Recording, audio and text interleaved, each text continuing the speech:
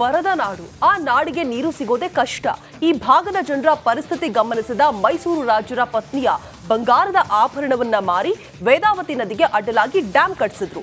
ಇಂದಿಗೂ ಇಲ್ಲಿನವರಿಗೆ ಜೀವನಾಡಿ. 1907ರಲ್ಲಿ ಕಟ್ಟಿದ ನಂತರ ಇದೀಗ ಮೂರನೇ ಬಾರಿಗೆ 130 ಅಡಿ ನೀರು ತುಂಬುವ ಮೂಲಕ ಡ್ಯಾಂ ಐತಿಹಾಸಿಕ ಕ್ಷಣಕ್ಕೆ ಸಾಕ್ಷಿಯಾಗ್ತಾ ಇದೆ. ಇದೀಗ ಆ ಡ್ಯಾಂ ಕೋಡಿ ಬೀಳುವ ಕ್ಷಣವನ್ನ ಕಣ್ತುಂಬಿಕೊಳ್ಳುವುದಕ್ಕೆ ಈ ಭಾಗದ ರೈತರು ಕಾತುರದಿಂದ ಕಾಯ್ತಾ ಇದ್ದಾರೆ. ಅದು ಎಲ್ಲಿ ಅಂತೀರಾ? ನಾವು ತೋರಿಸ್ತೀವಿ ನೋಡಿ.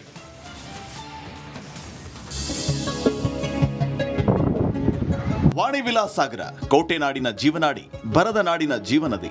ಲಕ್ಷಾಂತರ ರೈತರ ಜೀವನಕ್ಕೆ ನೀರುಣಿಸ್ತಾ ಇರೋ ಜಲಾಶಯ. ಮುಂಗಾರು ಹಿಂಗಾರು ಮಳೆಯಲ್ಲಿ ಮಿಂದೆದ್ದ ಮಾರಿ ಕಣಿವೆ ಮತ್ತೊಮ್ಮೆ ಮೈದುಂಬಿದೆ. ಜಲಾಶಯದಲ್ಲಿ ವೇದಾವತಿ ನದಿ ನೀರು ನಾಟ್ಯವಾಡ್ತಾ ಇದೆ. ಚಿತ್ರದುರ್ಗದ ಏಕೈಕ ಜೀವನದಿ ವೇದಾವತಿಗೆ ಅಡ್ಡಲಾಗಿ ವಾಣಿ ವಿಲಾಸ ಸಾಗರ ಜಲಾಶಯವನ್ನ ನಿರ್ಮಿಸಲಾಗಿದೆ. ಹಿರಿಯೂರು ಬಳಿ ಇರೋ ಈ ಡ್ಯಾಂಗೆ ಮಾರಿ ಕಣಿವೆ ಡ್ಯಾಂ ಅಂತಾನೂ ಕರೀತಾರೆ. 135 ಅಡಿ ಎತ್ತರ ಇರೋ ಈ ಜಲಾಶಯ ಮತ್ತೆ ಮೈದುಂಬಿದೆ. ಮೂರನೇ ಬಾರಿಗೆ ಜಲಾಶಯ ಕೋಡಿ ಬೀಳೋದಕ್ಕೆ ಕ್ಷಣಗಣನೆ ಶುರುವಾಗಿದೆ. ಐತಿಹಾಸಿಕ ಕ್ಷಣಕ್ಕೆ ಕೌಂಟ್ ಡೌನ್ ಸ್ಟಾರ್ಟ್ ಆಗಿದೆ. ಪ್ರತಿದಿನ ಭದ್ರಾ ಜಲಾಶಯದಿಂದ ವಿವಿ ಸಾಗರ ಡ್ಯಾಂಗೆ 693 ಕ್ಯೂಸೆಕ್ ಒಳಹರಿವು ನೀರು ಹರಿದು ಬರ್ತಾ ಇದೆ. ಪ್ರಸ್ತುತ ಜಲಾಶಯದ ನೀರಿನ ಮಟ್ಟ 130 ಅಡಿ ತಲುಪಿದೆ. 1933ರಲ್ಲಿ ಮೊದಲ ಬಾರಿಗೆ ಕೋಡಿ ಬಿದ್ದಿದ್ದ ಜಲಾಶಯ 89 ವರ್ಷಗಳ ನಂತರ 2022ರಲ್ಲಿ ಎರಡನೇ ಬಾರಿಗೆ ಕೋಡಿ ಬಿದ್ದಿತ್ತು. ಇದೀಗ ಮೂರನೇ ಬಾರಿಗೆ 130 ಅಡಿ ನೀರು ಸಂಗ್ರಹವಾಗಿದ್ದು ಜಿಲ್ಲೆಯ ರೈತರಲ್ಲಿ ಸಂತಸ ಮೂಡಿಸಿದೆ. ಕೋಟೆ ನಾಡಿನ ಜೀವನಾಡಿ ವಿವಿಎಸ್. ಚಿತ್ರದುರ್ಗ ಭಾಗದ ರೈತರಿಗೆ ತೀವ್ರವಾದ ನೀರಿನ ಕೊರತೆ ಇತ್ತು. ಹೀಗಾಗಿ ಮೈಸೂರು ರಾಜರು ವೇದಾವತಿ ನದಿಗೆ ಅಡ್ಡಲಾಗಿ ಜಲಾಶಯವನ್ನು ನಿರ್ಮಿಸಿದ್ರು. ಡ್ಯಾಂ ನಿರ್ಮಾಣದ ಹಂತದಲ್ಲಿ ಹಣದ ಅಡಚಣೆ ಉಂಟಾದಾಗ ಸ್ವತಃ ಮಹಾರಾಣಿಯವರ ತಮ್ಮ ಒಡವೆಗಳನ್ನು ಮಾರಿ ಹಣ ನೀಡಿದ್ರು. 1897ರಲ್ಲಿ ಪ್ರಾರಂಭವಾದ ಕಾಮಗಾರಿಯನ್ನ 10 ವರ್ಷದಲ್ಲಿ ಸುಮಾರು 45 ಲಕ್ಷ ವೆಚ್ಚದಲ್ಲಿ ಮುಗಿಸಿ ಡ್ಯಾಂ ಅನ್ನ ನಿರ್ಮಾಣ ಮಾಡಲಾಯಿತು. ಜಲಾಶಯದ ಎತ್ತರ 142 ಅಡಿ ಇದ್ದು ಉದ್ದ 405.50 ಮೀಟರ್ ಇದೆ. 30 ಟಿಎಂಸಿ ನೀರಿನ ಸಾಮರ್ಥ್ಯ ಹೊಂದಿದೆ. ವಿವಿ ಸಾಗರ ಜಲಾಶಯವನ್ನ ಕೇವಲ ಗಾರೆ ಕಲ್ಲುಗಳಿಂದಲೇ ನಿರ್ಮಿಸಲಾಗಿದ್ದು 100 ವರ್ಷ ಕಳೆದರೂ ಗಟ್ಟಿಮುಟ್ಟಾಗಿದೆ. ಸದ್ಯ ಮೂರನೇ ಬಾರಿಗೆ ವಿವಿ ಸಾಗರ ಜಲಾಶಯ ತುಂಬಿ ತುಳುಕುತ್ತಿದೆ. ಸಿಎಂ ಸಿದ್ದರಾಮಯ್ಯ ಬಾಗಿನ ಅರ್ಪಿಸಲು ಸಿದ್ಧತೆ ನಡೀತಾ ಇದೆ. ಐತಿಹಾಸಿಕ ಕ್ಷಣಕ್ಕೆ ಕೋಟೆ ನಾಡು ಸಜ್ಜಾಗ್ತಾ ಇದೆ. Veeresh V Challakere, Republic Kannada, Chitradurga. ಅದು ಬರದ ನಾಡು. ಆ ನಾಡಿಗೆ ನೀರು ಸಿಗೋದೇ ಕಷ್ಟ. ಈ ಭಾಗದ ಜನರ ಪರಿಸ್ಥಿತಿ ಗಮನಿಸಿದ ಮೈಸೂರು ರಾಜರ ಪತ್ನಿಯ ಬಂಗಾರದ ಆಭರಣವನ್ನ ಮಾರಿ ವೇದಾವತಿ ನದಿಗೆ ಅಡ್ಡಲಾಗಿ ಡ್ಯಾಂ ಕಟ್ಟಿಸಿದ್ರು. ಇಂದಿಗೂ ಇಲ್ಲಿನವರಿಗೆ ಜೀವನಾಡಿ. 1907ರಲ್ಲಿ ಕಟ್ಟಿದ ನಂತರ ಇದೀಗ ಮೂರನೇ ಬಾರಿಗೆ 130 ಅಡಿ ನೀರು ತುಂಬುವ ಮೂಲಕ ಡ್ಯಾಂ ಐತಿಹಾಸಿಕ ಕ್ಷಣಕ್ಕೆ ಸಾಕ್ಷಿಯಾಗ್ತಾ ಇದೆ. ಇದೀಗ ಆ ಡ್ಯಾಂ ಕೋಡಿ ಬೀಳುವ ಕ್ಷಣವನ್ನ ಕಣ್ತುಂಬಿಕೊಳ್ಳುವುದಕ್ಕೆ ಈ ಭಾಗದ ರೈತರು ಕಾತುರದಿಂದ ಕಾಯ್ತಾ ಇದ್ದಾರೆ. ಅದು ಎಲ್ಲಿ ಅಂತೀರಾ? ನಾವು ತೋರಿಸ್ತೀವಿ ನೋಡಿ.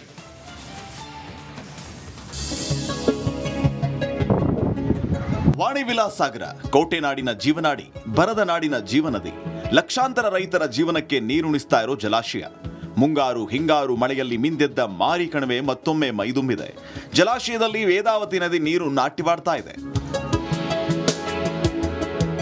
ಚಿತ್ರದುರ್ಗದ ಏಕೈಕ ಜೀವನದಿ ವೇದಾವತಿಗೆ ಅಡ್ಡಲಾಗಿ ವಾಣಿ ವಿಲಾಸ ಸಾಗರ ಜಲಾಶಯವನ್ನ ನಿರ್ಮಿಸಲಾಗಿದೆ.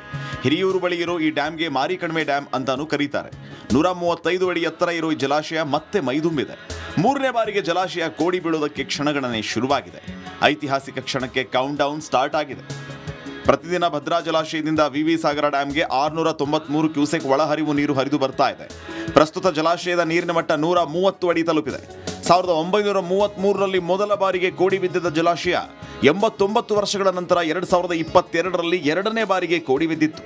ಇದೀಗ ಮೂರನೇ ಬಾರಿಗೆ 130 ಅಡಿ ನೀರು ಸಂಗ್ರಹವಾಗಿದ್ದು ಜಿಲ್ಲೆಯ ರೈತರಲ್ಲಿ ಸಂತಸ ಮೂಡಿಸಿದೆ. ಕೋಟೆ ನಾಡಿನ ಜೀವನಾಡಿ ವಿವಿಎಸ್. ಚಿತ್ರದುರ್ಗ ಭಾಗದ ರೈತರಿಗೆ ತೀವ್ರವಾದ ನೀರಿನ ಕೊರತೆ ಇತ್ತು. ಹೀಗಾಗಿ ಮೈಸೂರು ರಾಜರು ವೇದಾವತಿ ನದಿಗೆ ಅಡ್ಡಲಾಗಿ ಜಲಾಶಯವನ್ನು ನಿರ್ಮಿಸಿದ್ರು. ಡ್ಯಾಂ ನಿರ್ಮಾಣದ ಹಂತದಲ್ಲಿ ಹಣದ ಅಡಚಣೆ ಉಂಟಾದಾಗ ಸ್ವತಃ ಮಹಾರಾಣಿಯವರ ತಮ್ಮ ಒಡವೆಗಳನ್ನು ಮಾರಿ ಹಣ ನೀಡಿದ್ರು.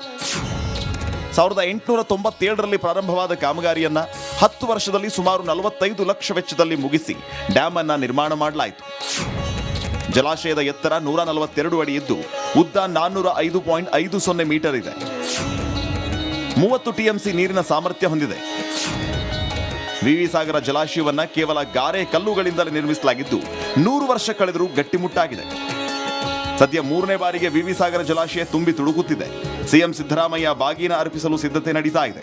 ಐತಿಹಾಸಿಕ ಕ್ಷಣಕ್ಕೆ ಕೋಟೆ ನಾಡು ಸಜ್ಜಾಗ್ತಾ ಇದೆ.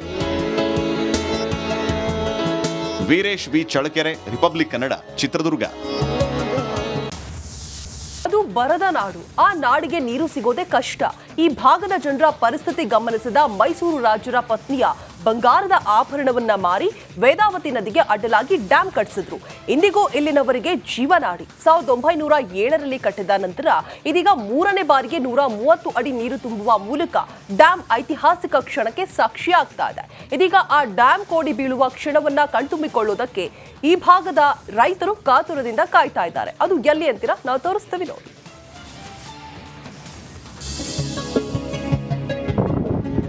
ವಾಣಿ ವಿಲಾಸ್ ಸಾಗರ, ಕೋಟೆ ನಾಡಿನ ಜೀವನಾಡಿ, ಬರದ ನಾಡಿನ ಜೀವನದಿ.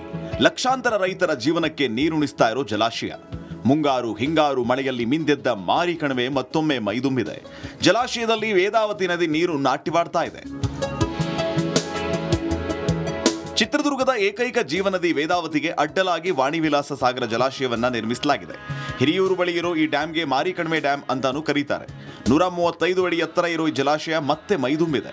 3ನೇ ಬಾರಿಗೆ ಜಲಾಶಯ ಕೋಡಿ ಬೀಳೋದಕ್ಕೆ ಕ್ಷಣಗಣನೆ ಶುರುವಾಗಿದೆ. ಐತಿಹಾಸಿಕ ಕ್ಷಣಕ್ಕೆ ಕೌಂಟ್ ಡೌನ್ ಸ್ಟಾರ್ಟ್ ಆಗಿದೆ. ಪ್ರತಿದಿನ ಭದ್ರಾ ಜಲಾಶಯದಿಂದ ವಿವಿ ಸಾಗರ ಡ್ಯಾಂಗೆ 693 ಕ್ಯೂಸೆಕ್ ಒಳಹರಿವು ನೀರು ಹರಿದು ಬರ್ತಾ ಇದೆ. ಪ್ರಸ್ತುತ ಜಲಾಶಯದ ನೀರಿನ ಮಟ್ಟ 130 ಅಡಿ ತಲುಪಿದೆ.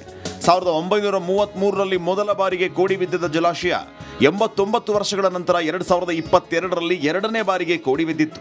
ಇದೀಗ 3ನೇ ಬಾರಿಗೆ 130 ಅಡಿ ನೀರು ಸಂಗ್ರಹವಾಗಿದ್ದು ಜಿಲ್ಲೆಯ ರೈತರಲ್ಲಿ ಸಂತಸ ಮೂಡಿಸಿದೆ. ಕೋಟೆ ನಾಡಿನ ಜೀವನಾಡಿ ವಿವಿಎಸ್. ಚಿತ್ರದುರ್ಗ ಭಾಗದ ರೈತರಿಗೆ ತೀವ್ರವಾದ ನೀರಿನ ಕೊರತೆ ಇತ್ತು. ಹೀಗಾಗಿ ಮೈಸೂರು ರಾಜರು ವೇದಾವತಿ ನದಿಗೆ ಅಡ್ಡಲಾಗಿ ಜಲಾಶಯವನ್ನು ನಿರ್ಮಿಸಿದ್ರು. ಡ್ಯಾಂ ನಿರ್ಮಾಣದ ಹಂತದಲ್ಲಿ ಹಣದ ಅಡಚಣೆ ಉಂಟಾದಾಗ ಸ್ವತಃ ಮಹಾರಾಣಿಯವರ ತಮ್ಮ ಒಡವೆಗಳನ್ನ ಮಾರಿ ಹಣ ನೀಡಿದ್ರು. 1897ರಲ್ಲಿ ಪ್ರಾರಂಭವಾದ ಕಾಮಗಾರಿಯನ್ನ 10 ವರ್ಷದಲ್ಲಿ ಸುಮಾರು 45 ಲಕ್ಷ ವೆಚ್ಚದಲ್ಲಿ ಮುಗಿಸಿ ಡ್ಯಾಂ ಅನ್ನ ನಿರ್ಮಾಣ ಮಾಡಲಾಯಿತು. ಜಲಾಶಯದ ಎತ್ತರ 142 ಅಡಿ ಇದ್ದು ಉದ್ದ 405.50 ಮೀಟರ್ ಇದೆ. 30 ಟಿಎಂಸಿ ನೀರಿನ ಸಾಮರ್ಥ್ಯ ಹೊಂದಿದೆ. ವಿವಿ ಸಾಗರ ಜಲಾಶಯವನ್ನ ಕೇವಲ ಗಾರೆ ಕಲ್ಲುಗಳಿಂದಲೇ ನಿರ್ಮಿಸಲಾಗಿದ್ದು 100 ವರ್ಷ ಕಳೆದರೂ ಗಟ್ಟಿಮುಟ್ಟಾಗಿದೆ. ಸದ್ಯ 3ನೇ ಬಾರಿಗೆ ವಿವಿ ಸಾಗರ ಜಲಾಶಯ ತುಂಬಿ ತುಳುಕುತ್ತಿದೆ. ಸಿಎಂ ಸಿದ್ದರಾಮಯ್ಯ ಬಾಗಿನ ಅರ್ಪಿಸಲು ಸಿದ್ಧತೆ ನಡೀತಾ ಇದೆ.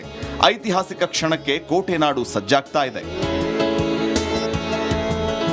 Veeresh V Challakere, Republic Kannada, Chitradurga. ಅದು ಬರದ ನಾಡು. ಆ ನಾಡಿಗೆ ನೀರು ಸಿಗೋದೇ ಕಷ್ಟ. ಈ ಭಾಗದ ಜನರ ಪರಿಸ್ಥಿತಿ ಗಮನಿಸಿದ ಮೈಸೂರು ರಾಜರ ಪತ್ನಿಯ ಬಂಗಾರದ ಆಭರಣವನ್ನ ಮಾರಿ ವೇದಾವತಿ ನದಿಗೆ ಅಡ್ಡಲಾಗಿ ಡ್ಯಾಂ ಕಟ್ಟಿಸಿದ್ರು. ಇಂದಿಗೂ ಇಲ್ಲಿನವರಿಗೆ ಜೀವನಾಡಿ. 1907ರಲ್ಲಿ ಕಟ್ಟಿದ ನಂತರ ಇದೀಗ 3ನೇ ಬಾರಿಗೆ 130 ಅಡಿ ನೀರು ತುಂಬುವ ಮೂಲಕ ಡ್ಯಾಂ ಐತಿಹಾಸಿಕ ಕ್ಷಣಕ್ಕೆ ಸಾಕ್ಷಿಯಾಗ್ತಾ ಇದೆ. ಇದೀಗ ಆ ಡ್ಯಾಂ ಕೋಡಿ ಬೀಳುವ ಕ್ಷಣವನ್ನ ಕಣ್ತುಂಬಿಕೊಳ್ಳೋದಕ್ಕೆ ಈ ಭಾಗದ ರೈತರು ಕಾತುರದಿಂದ ಕಾಯ್ತಾ ಇದ್ದಾರೆ. ಅದು ಎಲ್ಲಿ ಅಂತೀರಾ? ನಾವು ತೋರಿಸ್ತೇವೆ ನೋಡಿ.